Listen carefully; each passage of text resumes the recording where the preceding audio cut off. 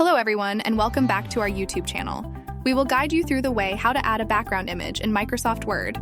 Without further ado, let's get started. Open your Microsoft Word. Select the document you want to add a background to. To get started, place the image that you love to use as the background of your page. To do that, select Insert.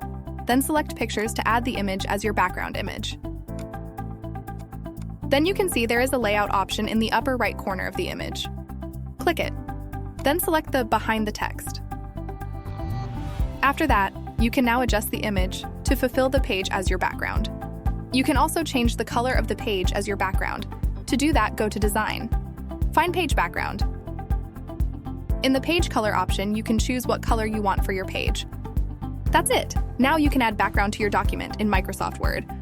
I hope you found this guide helpful. Thank you for watching, and see you on the next video.